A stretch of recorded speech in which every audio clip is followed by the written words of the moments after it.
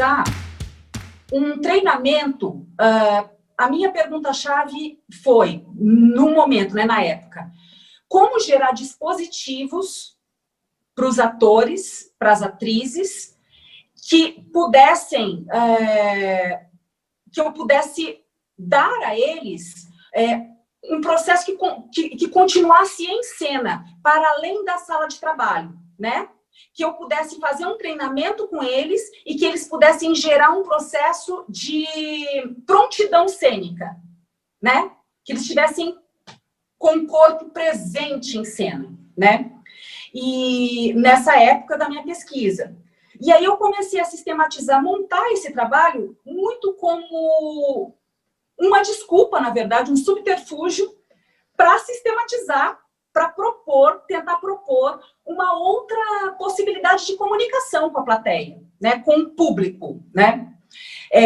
Então, eu comecei a investigar a corporeidade a partir dos animais, né, das 5 classes animais. E as pessoas me achavam meio louca, falavam assim, nossa, gente, mas como é que você vai fazer isso? É a Casa de Bernarda Alba, é um texto clássico, né, e tal. E aí, lá em Salvador, para você alugar um teatro é muito caro, muito caro. Aí eu passei na frente de uma casa, um casarão do século XIX, que tinha umas escadarias, assim, maravilhosas. E aí eu passei na frente e falei assim, gente, que maravilhoso! Aí tinha um rapaz na porta, que era até de uma faculdade 2 de julho. Aí eu falei para ele, que casarão que é esse aqui? Ele falou assim, esse daqui é o Solar Conde dos Arcos, né? Mas não tá... Foi a primeira universidade aqui de Salvador, a primeira faculdade aqui de Salvador, de letras, mas tá fechado, não tá aberto, ela tá caindo dentro. Aí eu pensei, eu falei, gente, que maravilha! Ela tá linda do lado de fora e caindo dentro. É exatamente a imagem da Casa de Bernarda Alba. É uma família bonita, que se mostra super inteira e respeitosa para a sociedade, mas dentro tá todo mundo odeia todo mundo, a casa está caindo. E aí a gente foi trabalhar lá, enfim, a gente trabalhou com o conceito das touradas, que aí eu saí da universidade, esse trabalho foi premiado pelo Prêmio Braskem de Teatro, ganhou o melhor espetáculo, melhor ator, melhor direção, bababá. E aí eu entrei no mestrado, aqui em São Paulo. Aí eu voltei para São Paulo, entrei no mestrado e comecei a sistematizar, aprofundar essa pesquisa a partir do corpo, né? Por que eu estou contando tudo isso? Porque você me fez essa pergunta e engraçado que eu nunca tinha pensado sobre isso, Gilson. Assim, muito obrigada pela pergunta. Eu nunca tinha pensado sobre isso, assim, qual é o caminho até o teatro performativo. Por que eu decidi chegar no teatro performativo, né? E aí eu comecei a pensar sobre isso, falei assim, puxa, o que é minha trajetória, eu já sei, momentos ruins, momentos bons, né? Momentos de descoberta, outros nem tanto, mas o que fez chegar no teatro performativo? Foi o corpo. O corpo, né? Antes, eu me perguntava, o que é que pode o corpo, né? Conforme eu fui estudando, eu comecei a me perguntar o que é o corpo. E é exatamente a pergunta que a gente faz no teatro performativo, na performance, né?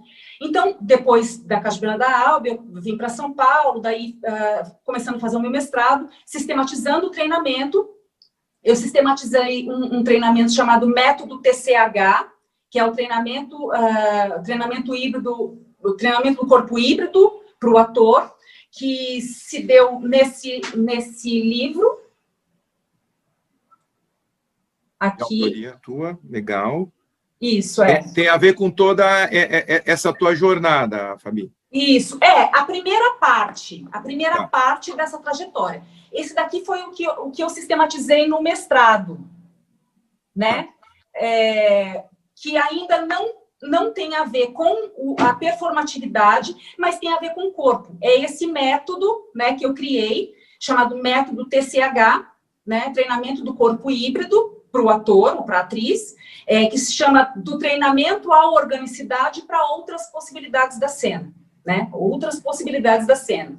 Então eu comecei...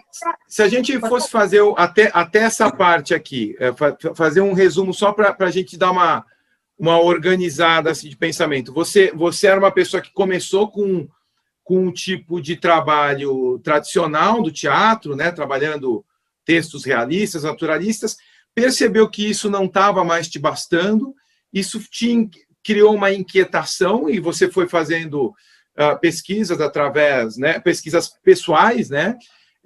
A forma como você descreve essas suas percepções na cultura baiana com relação ao espaço, às pessoas, é muito interessante, né? Aquilo te despertou a mais reflexões, e aí você chega, depois até junto com o teu trabalho da Casa de Bernarda Alba, a essa questão de que o corpo é um elemento chave, pelo menos até agora, para responder essa tua inquietação, essa tua comunicação que você sente que o teatro tradicional não dá conta, né?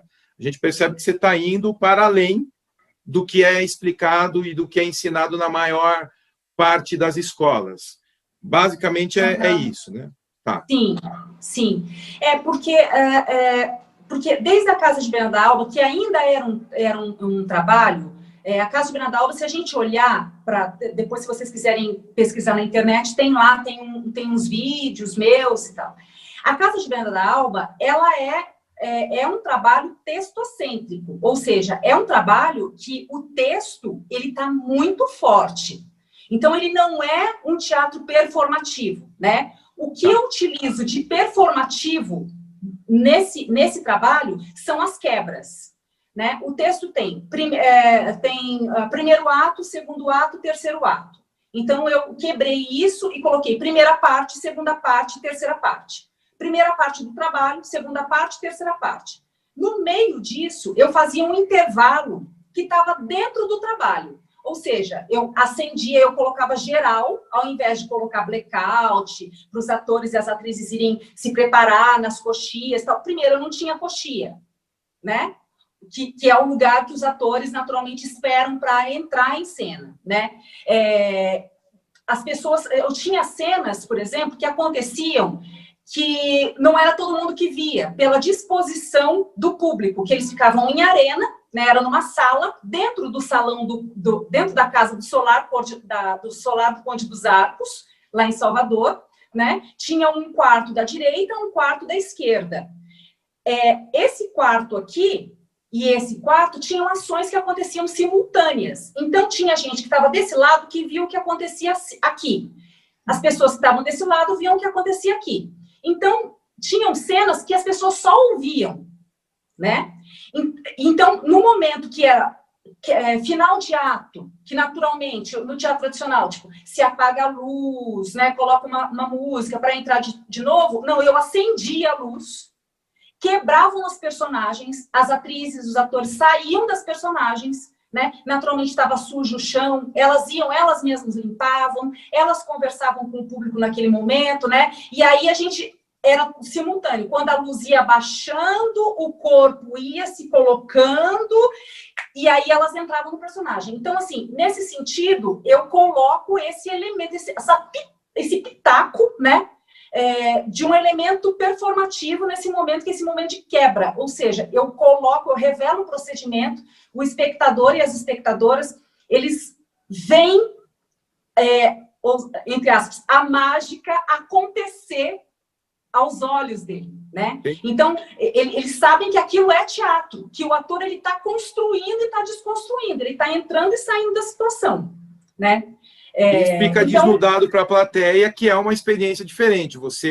Quer dizer, a relação que a plateia tem com um espetáculo desse é completamente diferente de um espetáculo que tem todo o seu preparatório e o distanciamento, né?